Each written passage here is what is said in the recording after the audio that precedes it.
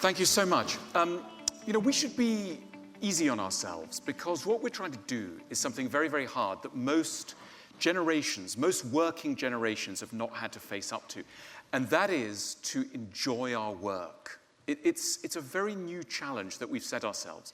For most of human history, the notion that you would be not only earning your living from work, but also delivering the highest kind of satisfaction would have sounded utterly bizarre. In fact, the same thing goes on in relationships. The other night, my wife and I, we'd been staying with my mother-in-law, very dear lady, and we'd been having quite a few arguments. And she sort of picked up on this. Anyway, then we had a sort of nice time and were relaxing towards the end of the evening. And my wife had gone to bed, and I said, well, I'm sorry that sometimes we get into these sessions. And she went, don't worry, I understand. It was much easier for us. And I said, why was it much easier for you, for your generation? She said, well, we weren't trying to be happy. And it is very, it depends what the bar of the expectation is. So unfortunately, for better or for worse, we're trying to be happy in the workplace. And this is creating a lot of problems. For most of human history, the only management tool you needed was a whip. Nowadays, that's not going to be great. We're working with some of the most complicated pieces of technology ever generated in the cosmos, namely human beings. And human beings are inherently very tricky.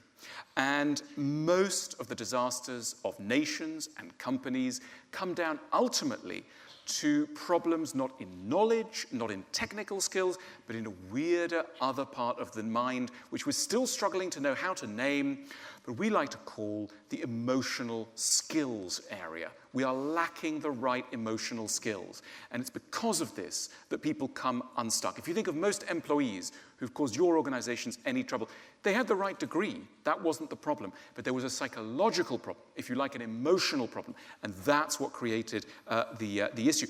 Unfortunately, we're still lagging. It's still a relatively uphill struggle to try and get across to the powers that be that this stuff matters, and that it matters as much as the IT system, as much as anything else that's procedural or technical. The emotional is part of the bottom line. It's not some beautiful luxury that one indulges in. It's part of a company's survival strategy. But it is remarkable how hard that is. Part of the problem is that we insist on thinking that other people, and indeed ourselves, are normal. And this is perhaps the most pernicious lie which we take into the workplace. The notion of professionalism is a really tricky one.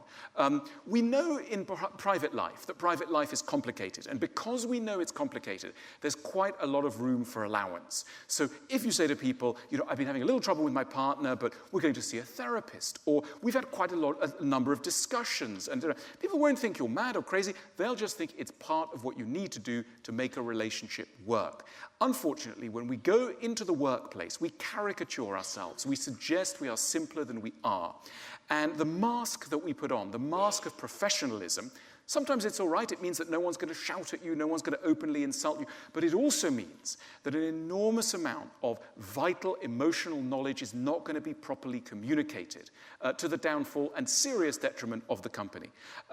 So we need, I think, in the companies of the future, to make a blanket acknowledgement, not a personal acknowledgement. Because if you say to somebody, look, you're the crazy one over there, you've got some problems, they're going to get very defensive. The thing that really would help most companies is if over the door, it's a relatively private door, but in a way a door that everybody sees is we are all crazy, we are all idiots, right? No one would feel personally targeted. And against that sort of a baseline, everybody's quirks and weaknesses and temperamental difficulties would seem much less of a kind of impertinence or a violation of some notion of normality. So, there's a wonderful book by the Renaissance philosopher Erasmus called In Praise of Folly.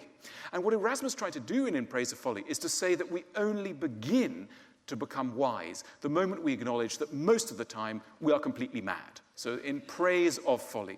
And he goes through all sorts of examples of people who thought they knew. We would say that they were professional. He would say that they were competent, that they were rational, that they were intelligent. These words, these terms of praise, are also very dangerous words that in a way cut us off from acknowledging our humanity and our weakness. And if we manage to acknowledge our humanity and our weakness properly, we'll be able to deal with it properly, process it properly, and interact properly with our colleagues.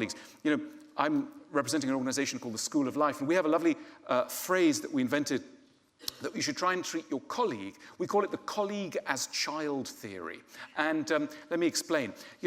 Many of us have children or experience of children, and one of the things that's amazing about the way that we nowadays parent, we didn't always parent very well. Nowadays, most people in this room are going to be pretty good parents, certainly compared to 2 generations back. The reason is that when certain patterns of behavior come along, we're very skilled at interpreting. So let's imagine you come home from work, you're a little bit tired, your kid's got dinner to eat, you're preparing something, some chicken, some broccoli, some potatoes, you put it down in front of the kid, and the kid goes, I didn't like it, and throws the whole thing on the floor. Now, what do? Do you hit the child? Do you go, you're trying to ruin my life, what are you doing to me, etc.? No, you don't do that, because you have percolated in your mind unconsciously the work of about 80 years of child psychology, a lot of it done in Hampstead by people like Donald Winnicott or Melanie Klein, and their knowledge, without you ever having heard their names, or maybe you have, is percolating through your minds, and means that what you're going to immediately do is look for other explanations for bad behavior. And if you think of the number one skill that we have around other people is to translate from a surface behavior to an underlying motive which may not be immediately visible. So instead of hitting the kid and going, you are evil because you've done something annoying, you start to say, okay, maybe you're tired, maybe you've got a sore tooth, maybe you're jealous of your little sister, whatever it is, but you're looking for explanations to take the sting of bad behavior. We know how to do this stuff with kids. We don't do it with one another very reliably in relationships. If your spouse walked in at that moment and said something slightly off, you'd go, what are you trying to do? I've had a horrible day, etc. Again, you wouldn't be doing, it's an act of love, an act of love. People talk about love a lot.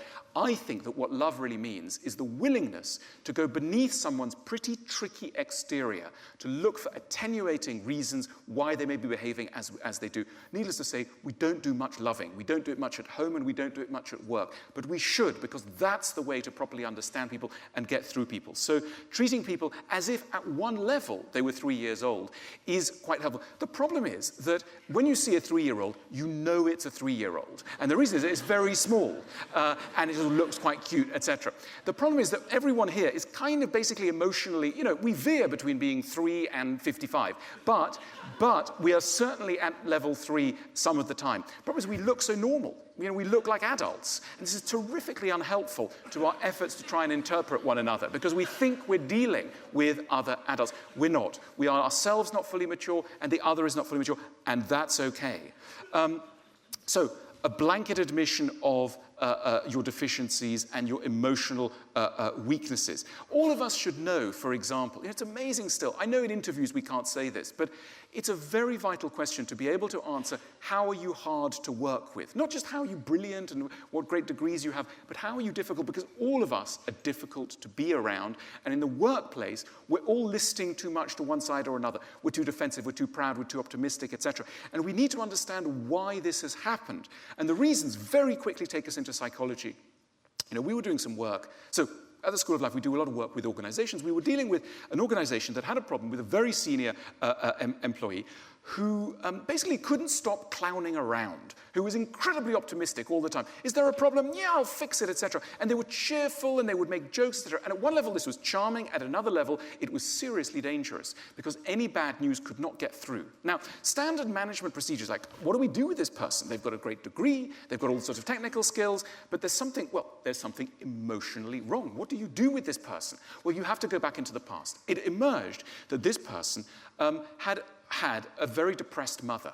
And one of the things that very frequently occurs when someone's got a depressed parent is that they have to take on the role of being very solid before they know how to, and before indeed that responsibility should be placed on their shoulder, and they can't afford to be sad or to take on board difficulties. So they're permanently up, and that's great sometimes, but it also is very bad, because some of what it means to be an effective person in the workplace is knowing how to digest and take on board bad news. If you can't do that because you have an emotional block, that's tricky. And if that emotional block was basically formed roughly at about the time when you were 2, and you're now 50, that's going to be very tricky. And so an atmosphere where, in a way, what you need to do is to stop this idea becoming like a personal problem of one person.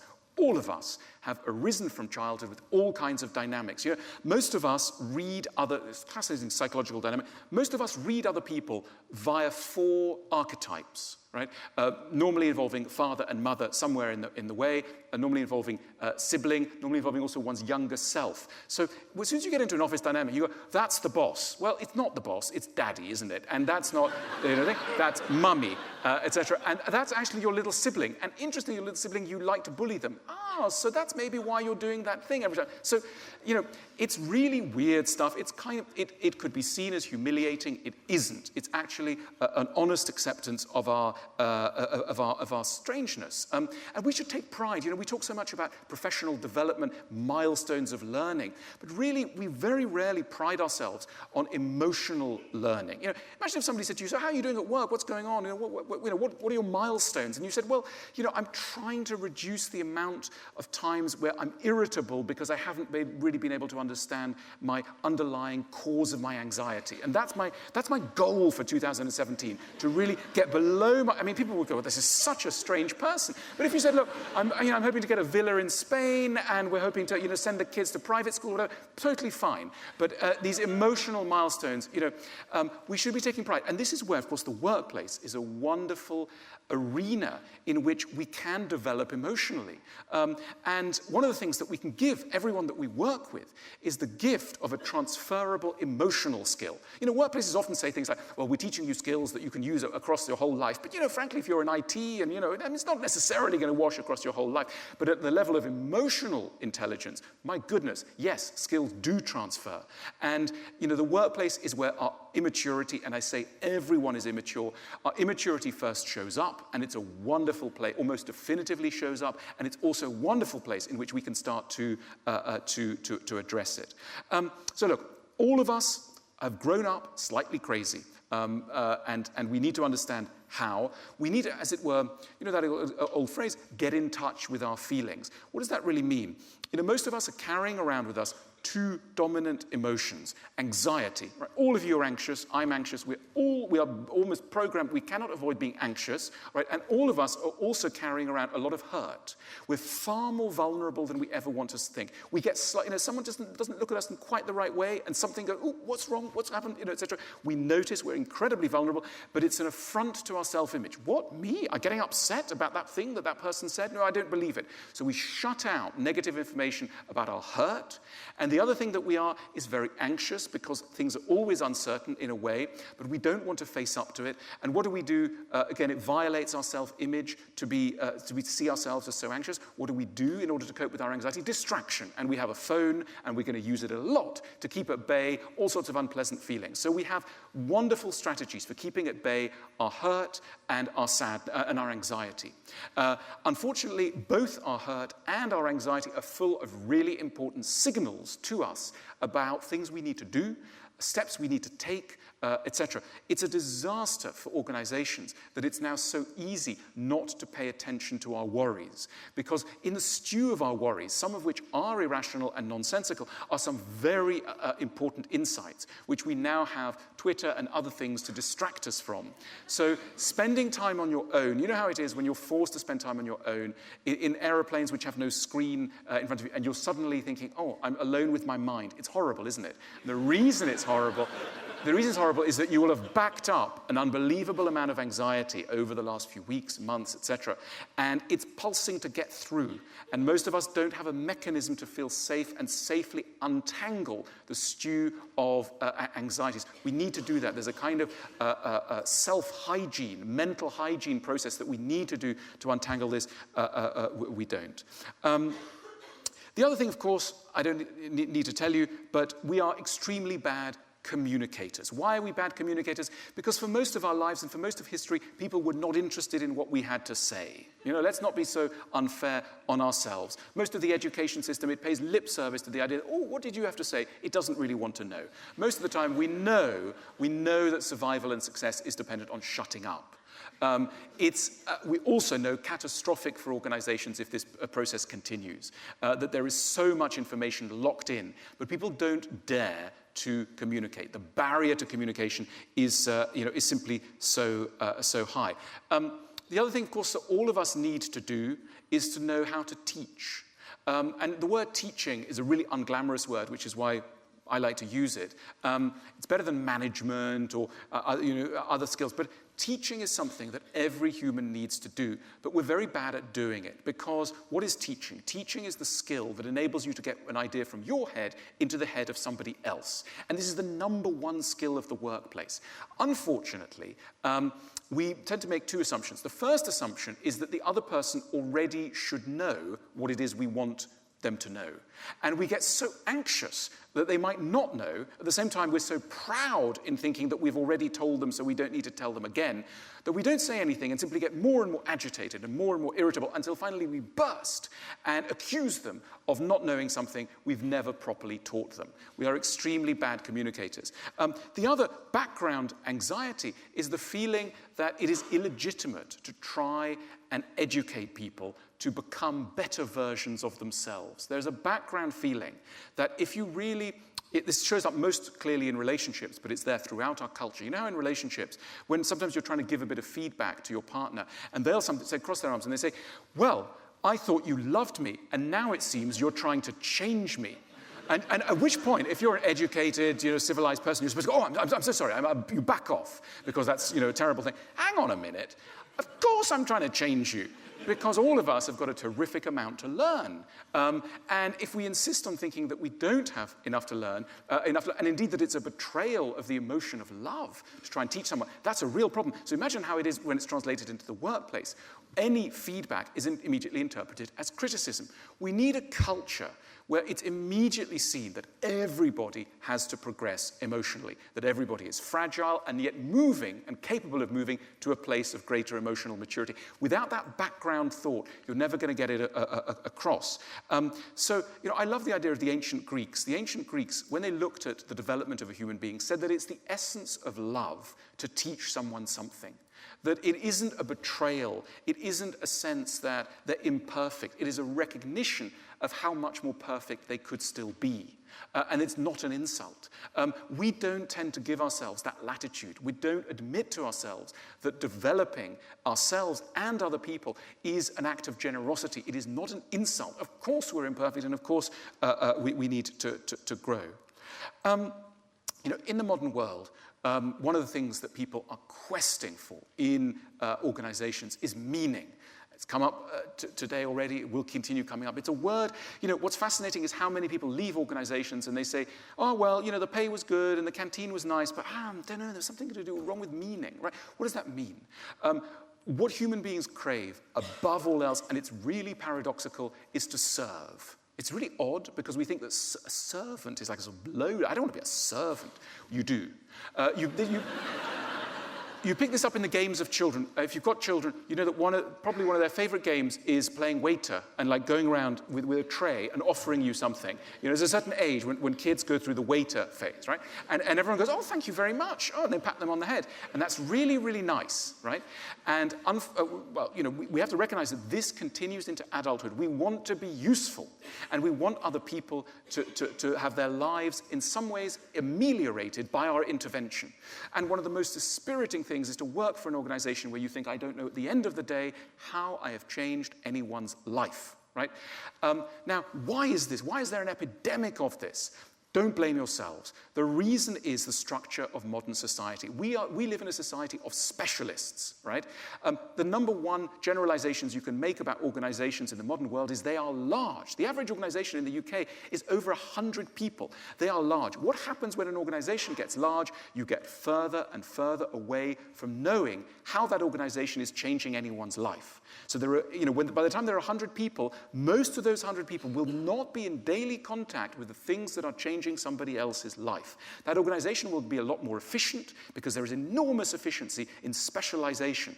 But the human cost of specialization is disconnection and loss of meaning. You literally, we once did a survey with a large organization where there was a problem around this. And we said to people, what's your favorite job? And the weird favorite jobs that came up, the two favorite jobs that kept coming up, we gave them a list of 20 options. The two that were most commonly ringed were one, running a small B&B, and two, running a cake shop. Now, Now, those are idiotic tasks, and you mustn't ever, I mean, anyone who's gone anywhere near those jobs, they're terrible jobs. But why they're interesting as fantasies? They're interesting as fantasies because these are jobs of change, where you bring your own psychology and talent to the development of another human being. You literally see it. You go into the cake shop, you make your cake in the morning, you sell it in the evening, and you've, in a small but decisive way, changed somebody's life.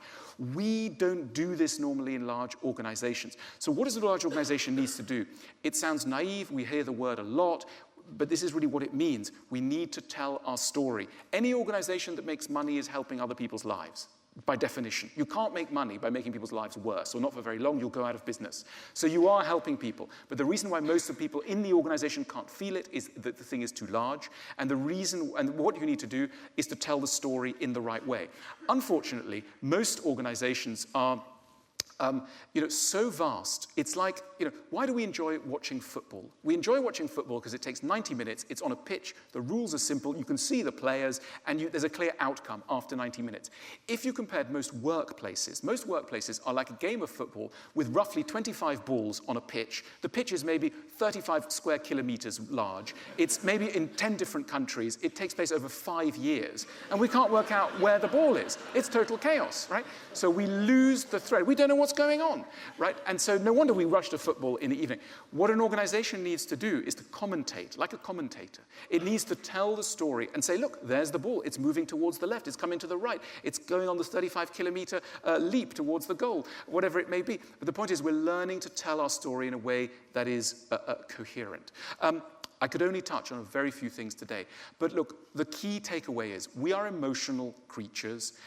Because we are emotional creatures, we mustn't deny our fragility in the emotional area. All of us are damaged by our past, and we make the damage always much worse by being in denial. We need a culture where we can honestly admit to our fragilities, where we can get to understand ourselves. We work on self-knowledge, and we've become less of a peril to be around. Most of us are too irritable, we're engaged in long sulks, we are scheming in a Machiavellian way.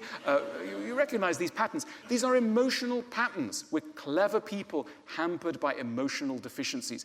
The workplace of the future needs to take emotional knowledge as seriously as we do any other area of modern business. Thank you so much.